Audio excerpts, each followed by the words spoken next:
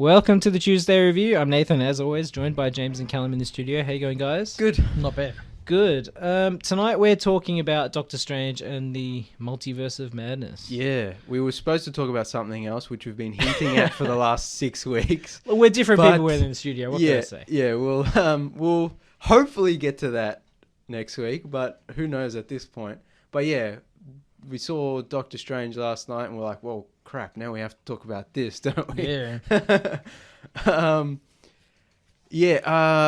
One thing, because we're under the pump, we only got like not a lot of time to talk about, and with the Batman review, we pushed it to the wire. Yeah, we didn't even get to talk about Paul Dano's performance or the Joker scene or anything. Like, I was just like, stressing out. So yeah, we're just gonna have to jump right in with Doctor Strange. First things first, I always say this: the MCU, you're either in or you're out. You either watch all the shows and movies, or you don't. So you're going to see it regardless. I will say, if you really don't want to go out at the moment or don't want to spend the money... Also understandable. It's understandable. COVID's still out there. You can wait for Disney Plus on this one. I wouldn't say it's a must-see. But you just have to be careful of spoilers, obviously, because it's going to be a few months before Disney Plus, and obviously there's a lot of stuff out there on the net. I will say, it was out for a good 4 days before we got a chance to see it, right? I didn't see any spoilers. I just saw a couple of leaks, but nothing too... But the longer you leave it, I'm saying, if you're active online but a lot... usually with this kind of movie, it's a battle to stay away from it. That's what I'm saying. But it wasn't that hard this time, so I think people were nicer about this one. Well, hopefully. You always get people who are... But yeah. So... Yeah, I think watching WandaVision, if you haven't seen WandaVision, That's a must-watch for this one. Yeah, pretty important. I was expecting Loki to be very important, but it wasn't that important. Just tangentially, but not directly like WandaVision is. Yeah. What if the animated show is... I don't think you really need to watch it. It's Easter eggy if you watch it. Yeah, it's Easter egg and tangentially related with the multiverse. But WandaVision's very important. Yeah, I'd say it's like a sequel to WandaVision, essentially. Yeah, I'd say that. Yeah. So yeah, and having said that, we all enjoyed it to an extent, but we're not like, oh my god, it's amazing. It's just okay. It wasn't the best MCU film. No, it has a lot of issues. Yeah, but it has a lot of cool stuff. It has a lot of cool Sam Raimi stuff. It's fun. Sam Raimi wacky weirdness. It's fun. Yeah, it's not. Parts of it are fun. It does drag a little. Yeah, it does. And I have to say, CG everywhere. Yeah, the CG, some of the CG, particularly towards the beginning of this film, was rough for me. And I think that's every Marvel movie we watch there's always that moment where Callum and Nathan look at each other. Callum and Nathan look at each other in the cinema and go, that was rough. Yeah. There's more than one moment of I would say in in this movie there's a Marvel moment, movies. even just a simple moment where Doctor Strange magically changes his tire. That could have been done practically. Yeah. I'm like, you could have done that practically. You didn't have to awkward CG a tire change. You know what I mean? It's excessive. But for me, I think it was the way they actually did the CG. It seems like, and this is the only way I know how to articulate it because I don't know the keywords of the process. It seemed like the characters were at the close to the camera, but then there was a great distance behind them to where the CG was actually being rendered. Yeah. Was it made for 3D? Stage. Well, that's what I was speculating. The first couple of big action set pieces felt like they were doing it for 3D, things fly at the screen. Which we saw a movie not too long ago that I thought was Shang-Chi. Yeah. And that had weird 3D effects. Yeah. So maybe, but is 3D still a big market somewhere? Somewhere in Asia, maybe? I don't know. So the problem for me is there were moments of this film that very clearly looked like they were just on a soundstage. Yeah. And that's one thing that always pulls you out, and especially with these CG heavy movies, that can be a problem if there's a lot of it. And I feel like there was more of this. There was more, I won't say as bad CG as in Hawkeye or Moon Knight, but there was more evidence of bad CG in use than I remember from the TV shows that have just recently come out. I was pulled out more during this film than I was watching the shows. That's interesting, because do the shows have a lesser budget than the movies, I would assume? They do. Yeah. And so they have less budget for the CG. No, I feel like the bad CG is integrated better into the show than it was in the film. I disagree. But anyway, we're running out of time already, and we got so much to talk about. there is a fun Sam Raimi craziness element that, you know, we enjoyed. There's typical MCU whatever. But yeah, if you're going to see it, you're going to see it. So, full spoilers from now on. Full spoilers for Doctor Strange in the Multiverse of Madness. Yeah, so Scott Derrickson, who directed the first movie, he left the project. He was supposed to direct this movie. He left the project over quote-unquote creative differences. Yeah. There was rumors as to what that means. One of the rumors was that he wanted to make it a cosmic horror movie, and Marvel didn't want him to. They got Sam Raimi, who's known for weird horror movies. Horror. And so there is a horror element to Multiverse of Madness. But it's restrained. Also, parts of it, yeah. Yeah. Tonally kind of weird a little bit. Yeah, very this movie's weird. Tonally all over the place because Raimi sometimes just turns it up way too high. Yeah. And then other times it's perfect. And then other times it's like... It's the least Marvel-feeling Marvel movie that I can remember. Yeah. In parts, right? Parts some of it, yes. Some parts of it you can tell is like, this is the part where the MCU... creative team. Yeah, this is the part where Kevin Feige was like, "Okay, rein it back you have in. to hit this. You have to hit this bit, Here are the this cameos, bit, and that bit." Which might be why Scott Derrickson left, is just because they might have been like, "You have to have these cameos," and he's like, "No, I'm not interested in." Yeah, it would have been. For me, it's a movie that has certain beats that Sam Raimi wasn't able to touch. Right? Yeah. These are the bits that may be important for later on. Yeah. And all the filler bits in between are full Raimi. You can do whatever you want. You can do whatever. See, that's you want. what's interesting is, yeah, it definitely feels like, okay, Marvel, you have to hit these points, you have to have these things and mention these. But yeah, there are points where they just let Raimi go crazy. Raimi out-Raimis himself in some points. And that's interesting. We enjoyed it, but it's also kind of jarring. It's very jarring, especially for this movie. But it's also interesting because a lot of Marvel movies, they hire these interesting directors and then they zap out all the signature essence of that filmmaker. And when we talked about Eternals, we're like, it's like that was the first one in a while where I was like, I kind of feel where Chloe Zhao's that didn't feel like your normal coming from. That definitely didn't feel like a normal Marvel film. Yeah, the audience reception was interesting. Doctor Strange is the first one where I was like, oh, you can see a lot of Raimi in this. Yeah, it's wrong. Yeah. So I don't know. Maybe we've been saying this for years actually. Maybe Marvel is now starting to open up. I think so. Raimi did the original Spider-Man, right? Yeah. Yeah, and that was massively successful. So maybe they were like, he does well, so we'll just leave him alone. He hasn't done a movie in 9 years, so maybe they were just like, if you want to, as long as you hit the beats, you can have more creative freedom than we generally allow. Because it doesn't feel like he was just being a yes man, because it has his weirdness in it. Yeah. But also, I guess it does have It has a default Marvel feel as well. Yeah. So it's a weird combination that doesn't always work. Yeah. But in the messiness and the madness, there is some beauty. Yeah. You know what I mean? Yeah, I know exactly what you mean. I think the biggest weakness of Doctor Strange in the Multiverse of Madness is the script. Yeah. I feel like it's not that good. No. When we were leaving the movie, we were discussing it after, as we usually do. Yeah. Imagine some guys in a car park just yelling at stuff. That's my MO. Late at night.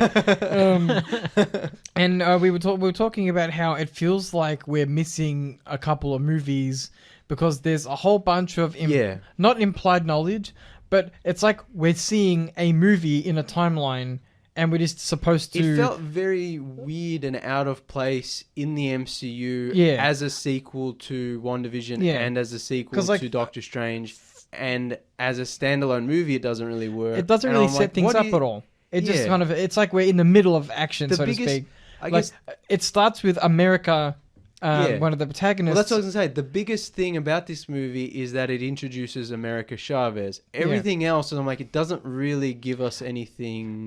The problem is it doesn't introduce her. It's just like, she's the MacGuffin of the movie. She literally could have just been an inanimate object, like a powerful crystal, and the movie wouldn't have changed. Book in question that drives the story for some of it. She's not a real character. She's not developed well enough. And that's why the script really fails. Like, just all the characters aren't well developed enough. The motivations aren't defined enough or explored enough.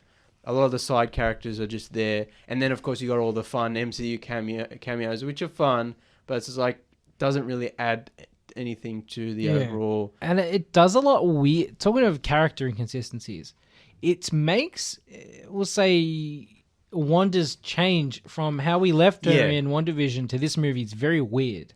Yeah, it's because at the end, like I remember when we reviewed WandaVision, and I've been saying it a lot since then. It's when that show ends, and it's just like she needs to atone for her sins. She mind controlled. She was enslaving all these people. Look, she can't just walk away. Yeah, it's been a while since I've seen it, but WandaVision kind of ended where she knew she'd done wrong, right? And it was like she's now sequestering herself away. She did a horrible thing, but it was out of just uncontrollable grief and depression and sadness. And now you cut to this movie, and it's like, no, she's just pure evil. Yeah, instead of literally. Like whereas WandaVision was playing with this, like she's a sympathetic character. There's a slightly more nuanced look at her grief and her, mental state. This movie is just like, no, she's bad now. Yeah, and she was never that bad in the comics. And like she used to be a villain, like in the original X-Men comics, but she never reached, like you said, that evil peak. It's like me and Callum were talking about it before the show, and after the movie we were talking about it as well. It's like it feels like there's a Wanda movie missing before this. Like that charts the change. Yeah. Like there should have been another WandaVision season 2 that led up to this. Or I feel like in the script somewhere there was an iteration where there's an evil Wanda that is the bad guy coming from another universe. Instead, they're just like, no. Yeah, but they just squash it all together and make it this one. That's something I want to talk about later, where apparently the movie originally was like 2 hours and 40 minutes, and they kind of they did reshoots, and then they cut it down to like, it's only about 2 hours and 5 minutes.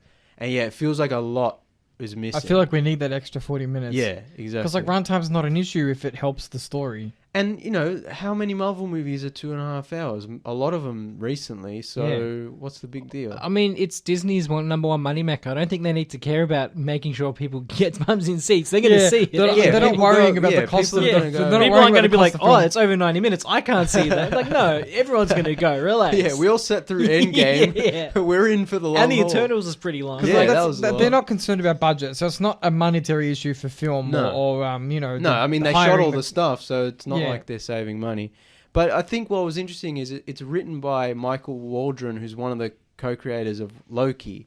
And I remember when we reviewed Loki, we were like, wow, the creators and the head writers and the directors of this show really seem to know what they're doing in crafting this and doing the whole multiverse thing. But this movie felt like a weird, we got to do something with the multiverse because this is the multiverse phase of MCU, and Kevin Feige said so. And so we're just going to quickly write something that's tangential to multiverse. I wonder if it's because maybe Loki was more of his baby, so to speak.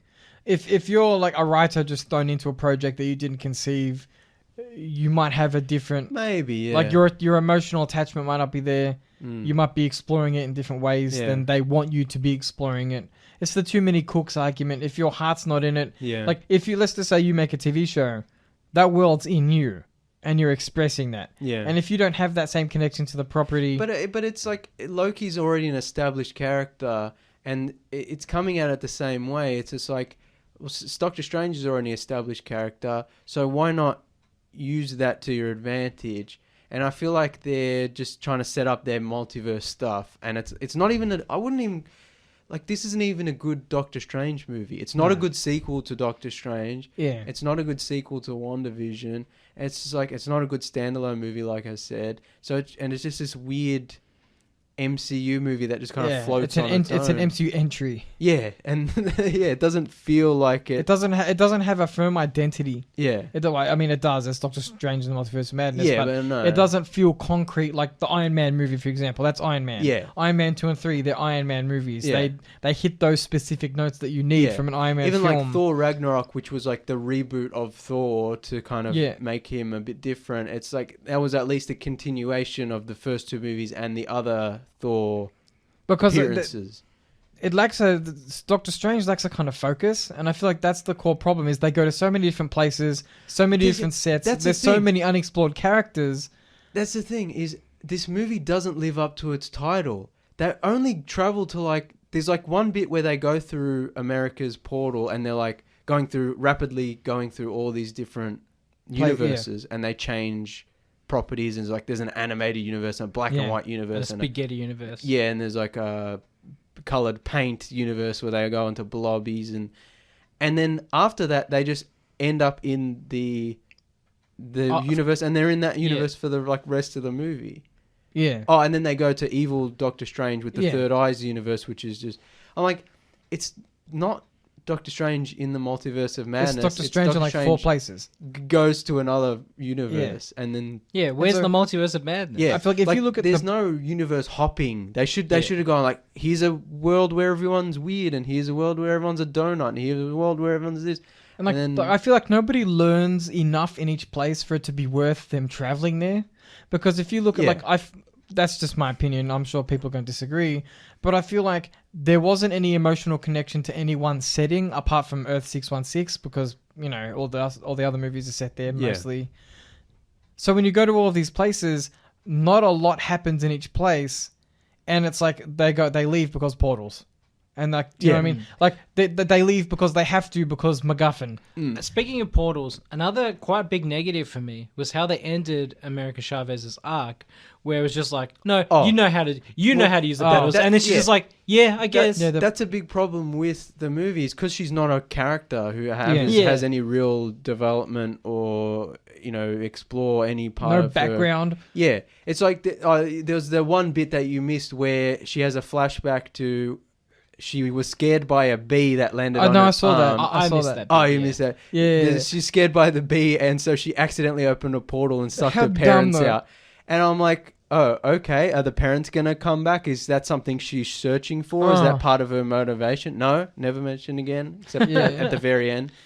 And then she's like, I can't control my powers, but they only travel to the one place. And then, right at the end, zombie Doctor Strange is like... You can.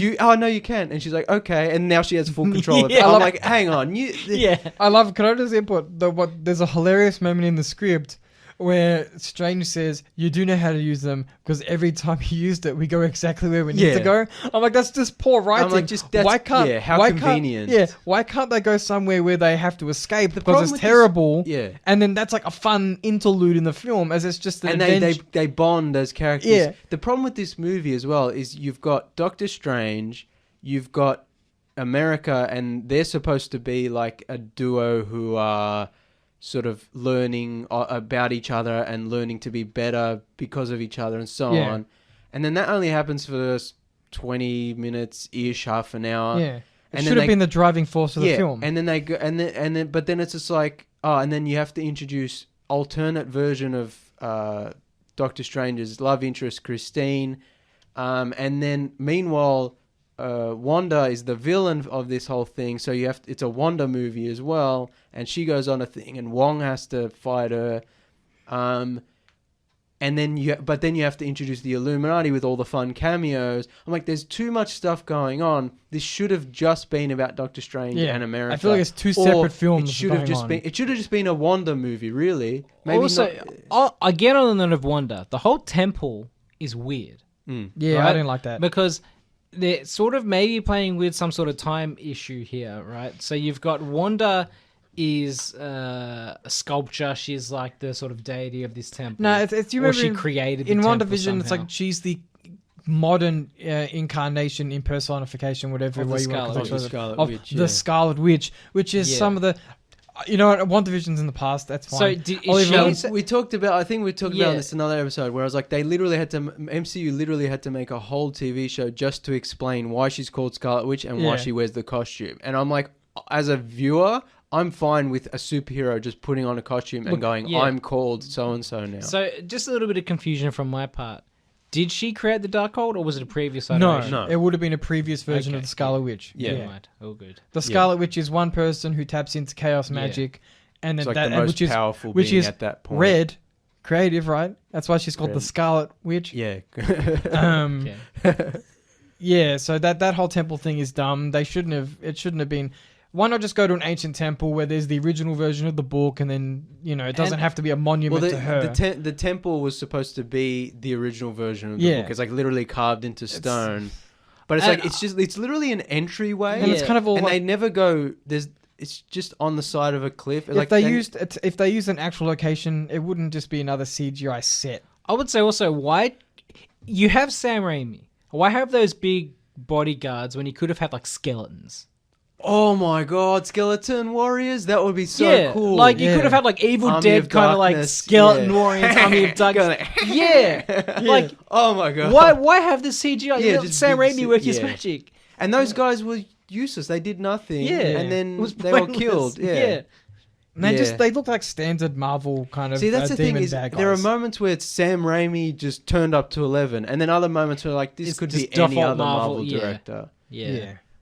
I mean, it's just an interesting peek. It is an interesting peek into the Marvel creative, though, about how much they can actually push the boundaries. Here's what we're going to let you do, and here's what we're going to let you do. And there are obvious moments in this movie, as we said, where it's obviously just default Marvel. Don't touch this. I remember like when Edgar Wright left Ant-Man, due to creative differences, quote unquote.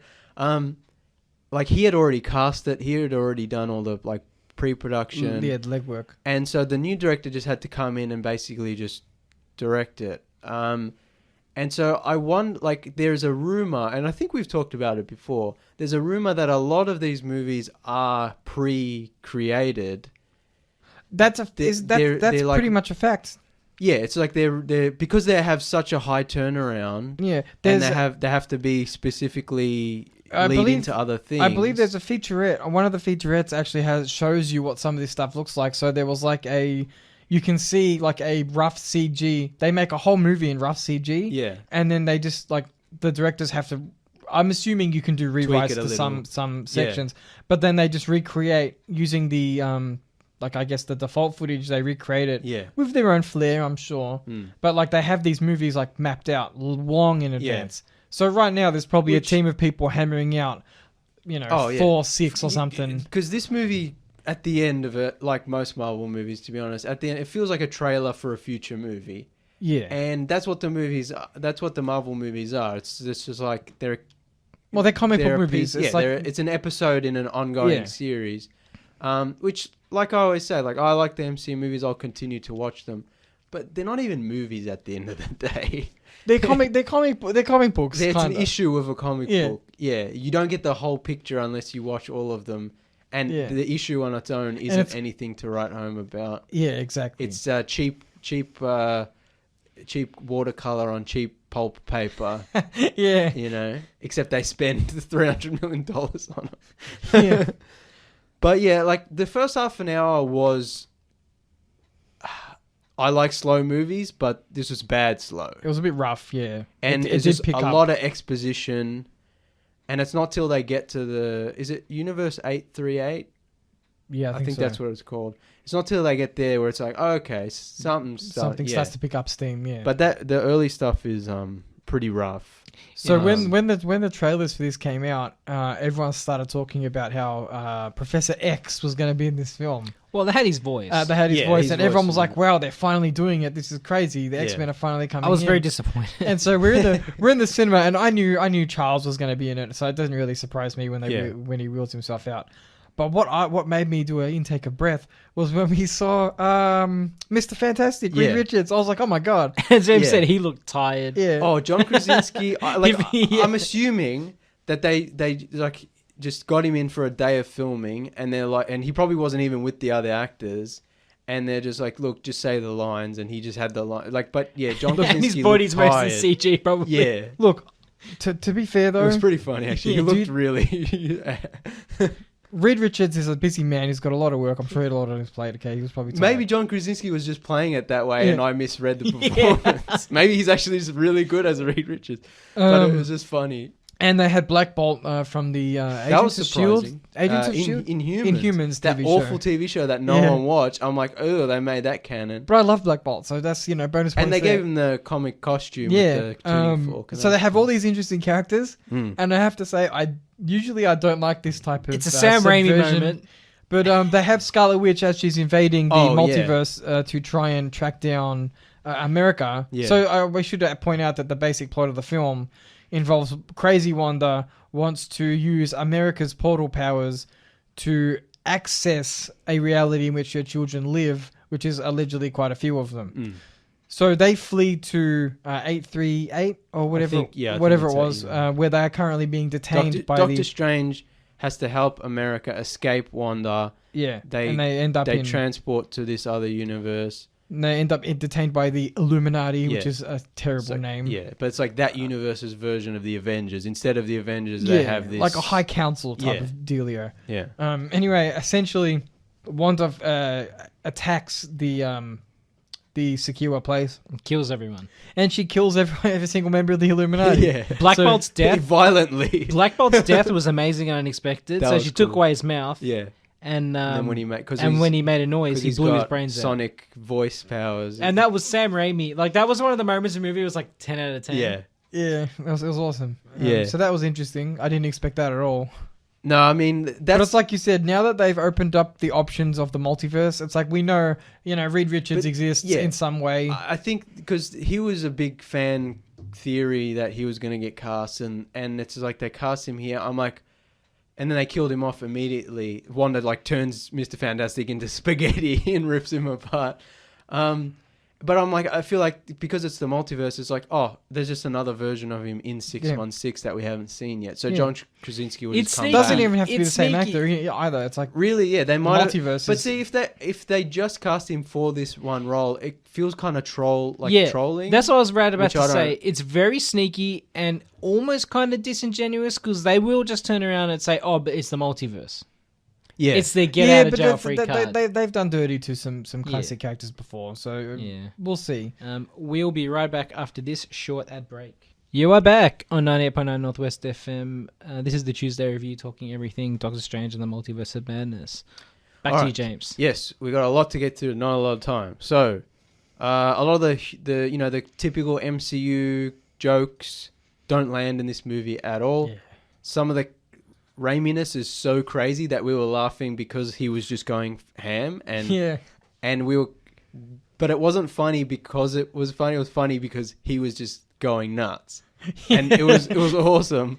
Sometimes it didn't work, but other times it was like, mwah. There was one very tasteful scene, the first scene in which Wanda invades another reality. One of the better horror moments to possess a Wanda. Yeah, there are moments where it's like, this is Raimi working really well. Like this is, and there's so it's got like she can't, like in the Evil Dead movies, you can't see the demonic presence. Yeah, it's like the you're the camera being the demonic presence, and it follows people around or whatever. He uses that same trick, but he also does things like making the photos on the walls, like the people in the photos. Because Wanda can like move her consciousness from this world to another universe, using a spell from the Darkhold, another version of herself to possess. And so this version of Wanda, who's just an innocent mother, is possessed, and she's like freaking out. And then there's like a picture of her that moves, and a storm in a teacup, and it's like that was Sam Raimi operating at 11. But then you get moments where like a zombie will open his eyes and it looks hilarious. Oh no, I love that. That was like my favorite part of the whole movie. And then you get when the zombie gets up out of the grave. Yeah, it's just like a classic shot. Yeah, or the Evil Dead kind of nods. There's a lot of like Evil Dead camera movements. Yeah, sometimes they work perfectly. Other times it's like that was way. Can we talk about some of the ridiculous transitions as well? Oh, some of the transitions when the scene transitions were not awful. Yeah, were not good. But there was also, I will say, there was one spectacular moment where it was Wanda as she was possessing someone, another version of herself, where it would be, you could see two Wandas at once. Yeah. And that looked really cool. Yeah, sometimes it worked really well and other times it didn't. This whole movie is he had the circle fade. That circle fade, was it? And I was like, ugh. Yeah. Not the right movie for that. There's like the bit where she's attacking, what's the place with all the wizards? Kamatage? Yeah, Kamatage, yeah. Where Wanda's like throwing all the spells and all the wizards are having their magic shields. I'm like, oh, this is just typical Marvel stuff. Yeah, default Marvel moment. Boring CGI battle. But then she like projects her consciousness down to one and of she the wizards. sneaks behind one of the And dudes. she just sneaks around his shoulder, and she's like Raimi moment. Yeah, like and she's it's the like- devil. Yeah. When Raimi's like, okay, I can do something weird and creepy, and he does it really well. Oh my god! Like, there's a really great bit where Doctor Strange has to possess the zombie version of himself in the other universe, and he like brings all the candlesticks around him, and they all like crowd around, and then they all light up. I'm like, oh my god, mwah. And then he possesses it, and the Evil Dead like close up of the eyes, and the zombie awakens. We just started laughing. Yeah, and the zombie's like missing part of his jaw, and is just like exposed. And it almost like, even aesthetically, I think he pushed quite hard to have it look like that specifically. Well, it's because interesting. that's very Ash versus Evil Dead. It's interesting. I've seen articles today talking about how this movie it walks the line between being PG and R. Because this is people are calling it one of the most edgiest, one of the edgiest Marvel movies in history. There are definitely moments like when Black Bolt explodes his own head. It's just like we were like, "Whoa!" Not expecting that. That was awesome. And we talked about it a lot with all movies now are just PG-13 because they have to appease the widest audience and they want to make the most money. And this movie is obviously PG-13. And we talked about with the Batman, and it's like, but this one is a little more threatening. It's like they push the boundary. Yeah, and that's one because it's Disney. They literally can get away with anything, and the ratings board is going to be like, "Oh, this is a Disney movie. We'll rate it PG-13." There's no one's going to disallow. We're not going to argue with Disney about cutting certain parts of violence. I would say it creeps close to. I would say it creeps close to M. In the American rating system, it goes PG-13 R. So we're not talking about that because it is M here. So we're not talking about that. But yeah, like this movie did have shocking moments because we weren't expecting it. But like with the Batman, if you actually think about the filmmaking, it's not viscerally gory or violent at all. It's just somewhat threatening. Yeah, it's just it's very suggestive of the violence. Yeah. And I've always said, like, the rating system is so flawed because you can do as much violence as you want, but you can't say the F word and you can't show a nipple. Yeah. So it's just like you can show a nipple. That's where the problem. But just a certain type of nipple. Yeah, male nipple. Like, but that's the That's the real problem. It's not that. Oh, Sam Raimi's really pushing the envelope here. It's like, yeah, great, but it looks like we let our kids watch this, but Captain America. But there Iron was a big or whatever. Well, yeah. Do you remember when Eternals came out? There was a big drama over there was a sex scene. Oh yeah, and everyone was like, "Oh, first sex scene in Marvel." And the there most was like tame sex scene in all of cinematic history. And it didn't get released. There was a movie didn't get released in one of some Middle Eastern country because of this movie was banned. This movie was banned in. I'm saying the gay relationship. Yeah. So it's like people complain about that, but I guarantee you they don't care about violence in Saudi Arabia. No, of course not. No, but that's the thing is. The rating system is skewed in the incorrect, which we've talked about on other episodes. We did a whole episode about rating systems where it's like it's skewed in the wrong way. It's like violence is fine, but you can't swear, and you can't show sex and nudity because, oh my God, think of the children. Yeah. It's stupid. Anyway, so... There's also that musical notes fight, which that was kind of lame. It was in cool, theory, that's awesome. It's just like because it's weirdness. Because wizard powers can be boring. It's just like projecting orange circles. It's like okay, fine. Doctor Strange is more fun when he's doing like fun illusions and turning things into butterflies and. This would have been a good scene if they were fighting, traveling through multiverses, and they ended up in like a Fantasia planet, right? And they were fighting with music, like in Fantasia. Maybe. But instead, it's kind of really boring. Execution. Yeah. A lot of this movie is just muddy. There's a lot going on. It's very quickly moving. The score by Danny Elfman is good, but it's so in your face every minute of the movie that everything felt muddy. And so during that scene where they're throwing musical notes at each other... The notes weren't clear enough in the mix. Yeah, exactly. Like the score is changing. They're throwing Bach at each other or whatever, Beethoven or whatever it was.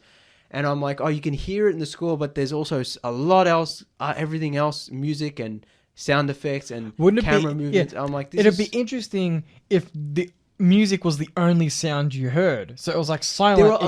There are a lot of moments in this movie where I was like, they need to cut the score and just have like atmosphere, you know? Yeah. There's also a lot of horror moments where they needed to play it a lot more suspenseful and slowly. Yeah. Like the bit where Wanda's trapped in the mirror trap, and she uses that against Strange by using reflective surfaces against them. Yeah.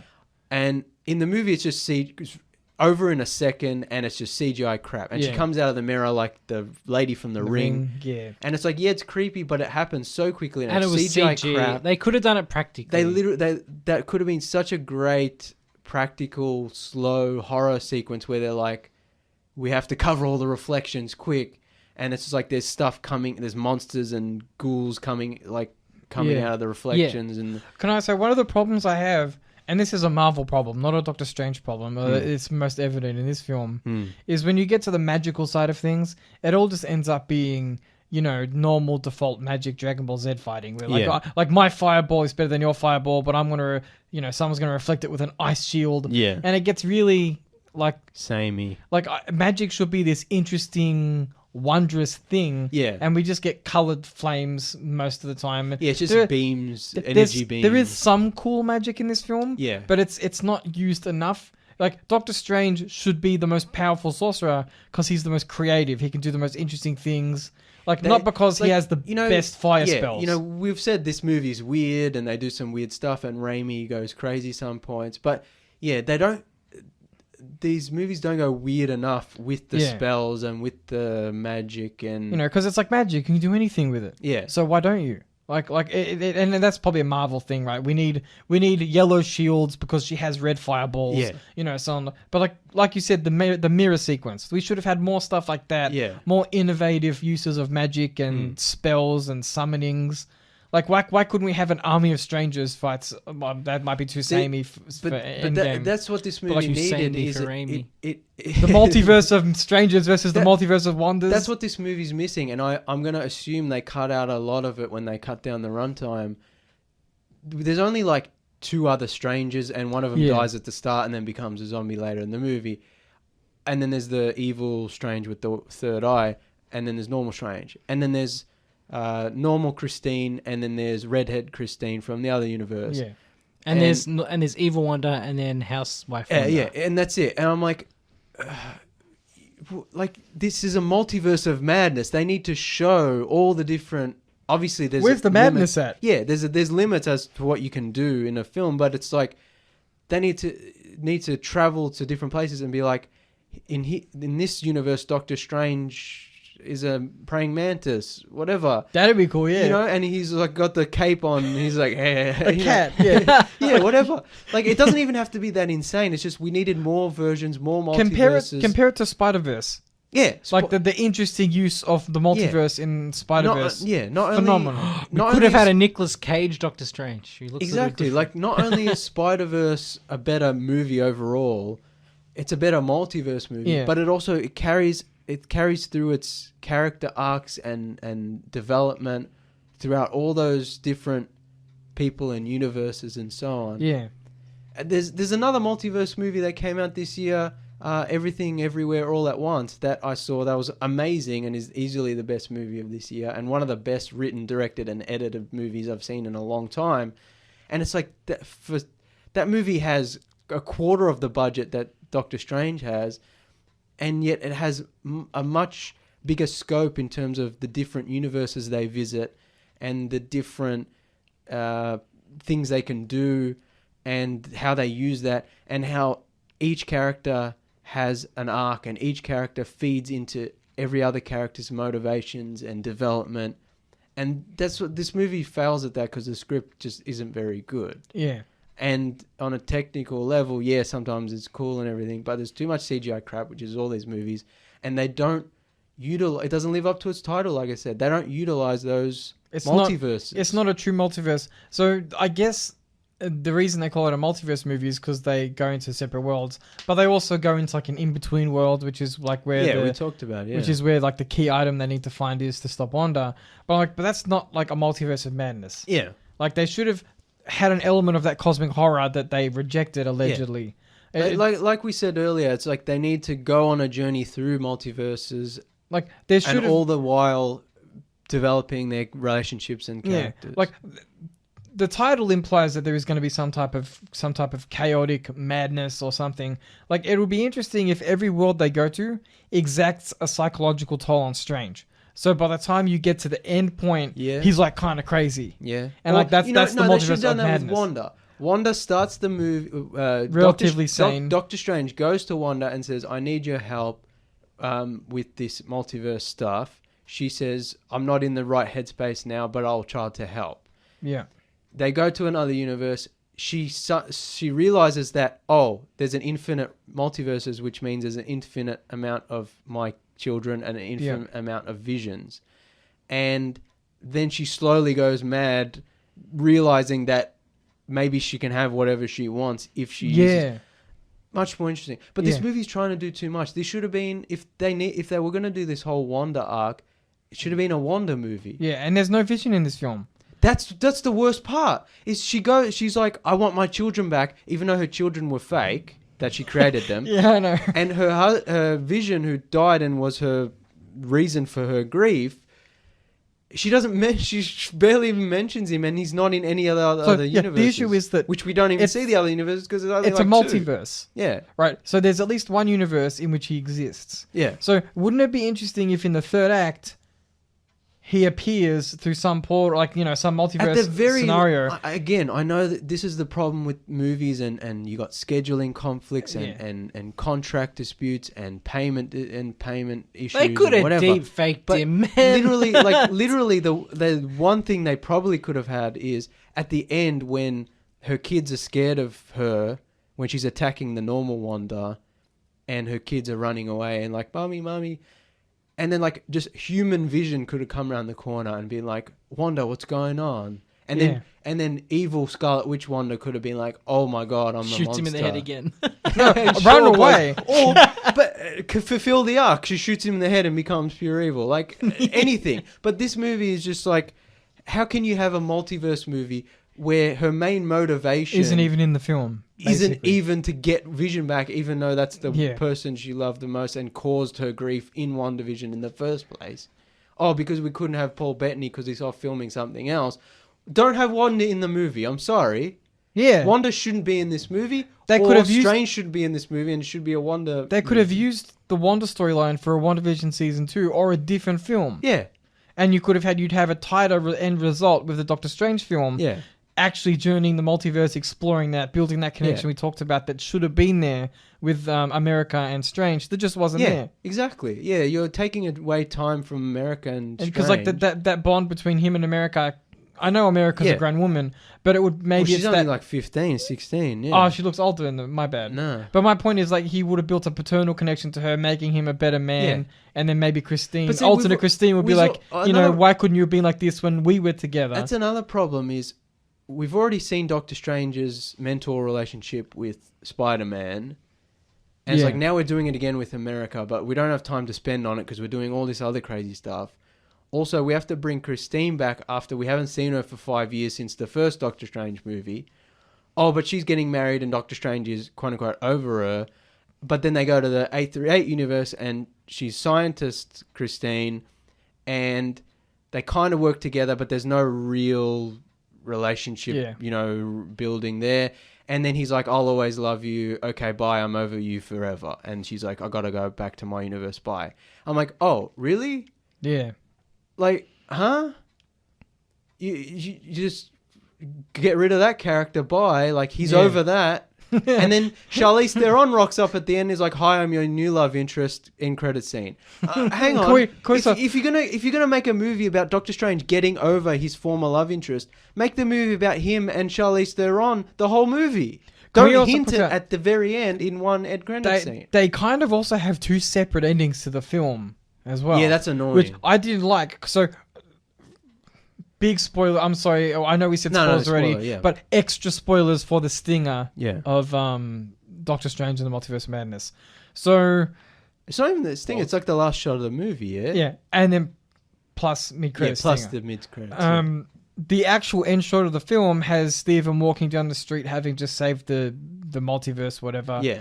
And then everything's back to normal. He's back in his universe. Yeah, he hears like ringing sounds or Yeah. whatever, and then he screams, and then the evil third eye opens up on his forehead, and then the credits Cuts end. to So credits. there's And I was just like, he's done Raimi, it. you mad dog, you evil dead ended the movie, you crazy. Yeah. So there's this implication that Strange is going to have to struggle with some evil thing that he's got from using the Darkhold or whatever, however it infested him. Yeah, that was kind of weird. And then the mid-credit scene has Strange 2 minutes walking, later, and he's cool. scene. has him walking down the street perfectly normal, And he can control the eye. It's not like stuck there. Yeah. like you don't even see the eye in the stinger, as far as I'm Yeah, aware. No, you do. Charlize Theron comes through, and she's like, "I need your help in the space." And he's like, okay. And then he like opens his third eye, and he's like, "Let's go." And he jumps through the portal. I'm like, Yeah, that's dumb. That's so. Which end? Like, obviously, the Cleo ending is like the actual ending. Yeah. But I'm like, you can't just end your film twice.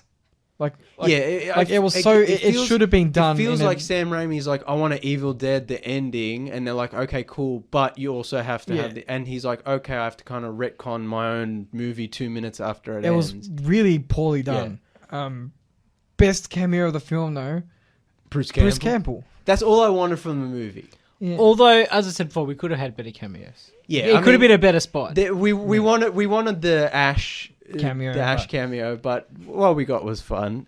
Just typical Sam Raimi Three Stooges, because he loves Three Stooges, he loves slapstick, and so Doctor Strange curses Bruce Campbell's character. Was it Pizza Papa? Yeah, pizza to like Papa, beat himself up, and he's Yeah. just like blah, blah, and he's like doing the Three Stooges routine, slapping himself in the face. It's so dumb. But the best part of it was the end credit scene, where he like the curse wears off, And he goes, and he's "It's like, over," and it's then over, and then the movie ends. I was like, gold, Raimi, 10 out of 10. We don't have a lot of time, so I'm just gonna read off the last of my notes. Wanda's whole "I'm a mother, it's the most important thing" cringe. One of the worst written. I audibly groaned in the film. Awful. Yeah, although one of the best lines in the film was Wong, who was like, "Can't you just be happy knowing that in all the other universes, they're fine?" Also, you created them once. Why not just create them again? Yeah. Also, you know White Vision exists in this. Why isn't that a motivation in the movie? Also, there's multiverses, and you don't care about your dead brother either. He's not even mentioned. Yeah. Quicksilver's never mentioned. I was expecting a cameo, but we didn't get one. Quick who? Yeah. Like, it's so... I don't know. Actually, he was in WandaVision too. The whole cameo thing. The alternate it wasn't version. him. It was It was the X-Men version. I know. It was like it was the X-Men version who ended up being Ralph Boner. Yeah. And I'm like, what are you doing? Why are you wasting my time with this Can I say, garbage? I'm blessed that Agatha Harkness wasn't in this film though. Yeah, but she'll pop up later. All right, so Wanda's whole, we needed her redemption arc. This movie just decided, no, she's just evil now. Yeah, so they leaned into that. And then she, the temple collapses on her at the end. And I'm like, okay, good, but I'm assuming she's going to come back eventually. There was that red hit. There was that telling red flash just before the final. I remember we talked about when Eternals came out. I'm like, Icarus has the heel turn, and then I'm like, but he makes up for it by literally just flying into the sun. I'm like, good, because I'm sick of people doing awful things and then going, I'm sorry, and then moving on. And at least Wanda, quote unquote, killed herself or sacrificed herself. Yeah. But the movie's so poorly written, and she's going to come back eventually. They didn't pull that execution off at all. No. I'm assuming they're going to have to do with like Loki and just have like the version of Loki we saw in all the movies slowly became a better person, then died. Then the Loki we see in the Loki TV show isn't the evil Loki, and he has to speed run his redemption arc. They might have to do that with Wanda, where they're just like, okay, Wanda shows up, she has to speed run her redemption arc. Yeah. Or they've introduced the multiverse and they can just be like, there's a good Wanda out there and she comes in. I don't know. I'm just saying, like, they didn't do a good job. Yeah, that needs to be, the payoff needs to happen at some point. There's also, like, people have been saying, oh, the reason she's so evil is because she has the Darkhold, the magic book that, and it's corrupting pretty bad her. Before. I'm like, nah, I don't buy that. And she enslaved the whole town before. Yeah, and I'm like, if if the book was corrupting her, they really need to nail that home, that it's a corrupting force, and that they need to do like Lord of the Rings, where it has like a drawer, like there was some exposition about that, but then Steven just picks it up and starts using it. He's like, I'll be fine. And then he has the third eye, which you're like, oh, it ended. So it's like, and then it's like, nah, he's fine. He should have stayed away from it to prove the point that it's too corrupting. Like, like for example, like Gandalf won't even touch the ring. Yeah. It's like because he knows that he can't be, even as a supreme sorcerer himself, we might add. Yeah. He can't be he'll be tempted. Yeah. No, exactly. You're right. So one of my problems with this movie is it's not a good sequel to the original Doctor Strange, and one of the reasons it's not a good sequel is because at the end of that movie, Mordo becomes evil and is like, I'm gonna take magic back, and I'm gonna, whatever, and he cripples that guy, and he's like, and then 5 years later, we don't see Mordo at all, and then they go to the 838 universe, and Mordo's there, and he's like, yeah, I'm your friend, Doctor Strange, and he's like, haha, no, I'm not actually, I'm actually bad. And I'm like, well, so you're just basically Mordo from the other universe, and we haven't seen the real universe's 616 version of Mordo, and then Doctor Strange kung fu fights him and then leaves him. And I'm like, hang on, we need a follow-up to the 616 version of Mordo and his relationship to Doctor Strange and his relationship to magic. He should have just been the villain. He should have just been like, I'm trying to kidnap America to get all the multiverse, to kill all the multiverse versions of Strange and take over magic for myself. I don't know, something like that. Yeah. But I'm assuming there was something to do with the deleted scenes that they cut and the reshoots. Maybe Mordo was in it originally, the original version. But yeah, they needed that shit. Christine, we already talked about Christine's character and like non-character, and America just being a MacGuffin. We didn't talk about Maria Rambeau and Captain Carter. Yeah, that was cool. I enjoyed for listeners. Remember when people thought it was Tony Stark? Yeah, for listeners way back when we reviewed Captain Marvel, very bad quality pictures on the internet. Yeah. Like, who is it? We talked about Captain Carol Danvers isn't even the coolest female Captain Marvel. Yeah. So I was like, it's really cool to see Photon. Or whatever. Well, she's Captain Marvel. Yeah. But it's so that was cool. But that was really awesome to see.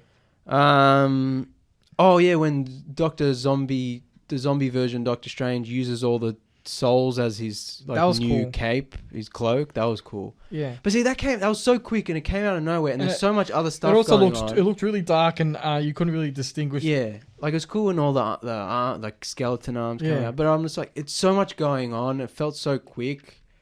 Yeah, it just felt like there needs to be more build up to these things, a bit more time to breathe. Lots of Evil Dead references. Saw the Oldsmobile. That was fun. I think they might be setting up Secret Wars. I know we've mentioned Secret Wars before. I hope so. And how did can you elaborate on that? Just with the Illuminati and the X-Men stuff. Well, and Secret Wars is going to be a Disney TV show, isn't it? Isn't it one of the... Was it? Or is that Secret Invasion? That's that different. That's two different things. Yeah. But they're setting up Secret Invasion as well. So, yeah. That comes out Does that come out this year? No, I don't think so. Unless it's much later in the year. Yeah, unfortunately, as fun as it was, I wasn't bored in this film like I was bored in the Harley Quinn movie, for example. Where I just kind of sat there, or like Black Widow, dead inside. Or even the end of Shang-Chi was just like wanted to fall asleep. This was a fun film. It had my engagement the entire time, but it just felt like a waste. It felt like a weird, uneven, and it's like dragged a lot, even though it's shorter than it technically needed to be. There was too much going on. And I think the crazy Raimi-ness of it all is the only thing that kept us really engaged with it. Yeah. But even then, it's like that often contributed it to being unintentionally funny or tonally inconsistent. Yeah. But then, when Raimi is like... When he's on. It's like, damn. I remember seeing Spider-Man 2 in the theater, and the surgery scene where they're trying to get the metal tentacles. The surgeons are trying to get it off Dr. Ock's back, and it's like all dark, and there's like the circular saw, and then the arms come alive and kill all the surgeons. And I remember it was like me, like we were quite young at the time. It was like me, my mum, my cousin, and my 2 cousins. One of them, he was quite a bit younger than us. Yeah. And my mum was like leaning over to him, like, "Are you okay?" Because this is, and it seems quaint in thinking about it now. Yeah. It was like that scene was like Raimi going like, "You thought this was a Spider-Man movie? This is a horror movie." And this, when there are moments like that in Doctor Strange, I was just like, yes. Yeah. But then there's like we said, just a whole bunch of other failures and inconsistencies and bad writing and whatever. But yeah, not the worst. Yeah. I mean, there's a universe in which this movie was much better, too. Yeah. There's a universe in which I'm a billionaire, but yeah, I think that's it. I think we did okay. I think we got through everything. Yeah, I think so. I don't like being constrained. It was better when we had the longer time to do it. Unfortunately, with one of the studios broken at the moment, the place we record has limitations. Lots of technical difficulties, lots of behind the scenes shenanigans. So we're limited to an hour at the moment. Yes. The Tuesday review. But we got through most of it. Thanks everyone for listening. We raised a support ticket today with our podcast provider. Oh, good. Regarding our Apple Podcast link. Yeah. So hopefully that'll be fixed in the next couple of days. The link I posted on social media is the up-to-date one, but the link on the actual Anchor page still is If you click broken. listen on iTunes through the anchor.fm page, it will redirect you to the wrong address. Yeah. We're hoping that'll be fixed in the next few days, hopefully. Yeah. But we've raised a support ticket. That's all as far as housekeeping goes this week. Yeah, we'll have more stuff next week. Thanks for listening, everyone. We'll be back next week. Hopefully, get to talk about what we've been meaning to talk about for 6 weeks. We'll forget as soon as we leave. Yeah, that's it. And once you're out the door, we're different people. Yeah. Thanks, everyone, for listening. You can catch us on iTunes, Shout Engine. No Shout Engine. Anchor. Old habits die hard. Anchor. You can catch us on Spotify. iTunes, Anchor, Spotify. Your regular podcasting app. But you're already doing that if you're listening. That's it. This is only for the live listeners. Yeah, which there's no one. Which is no one. That's okay. Thank you for listening, everybody. We'll see you next week. Adios, cousins.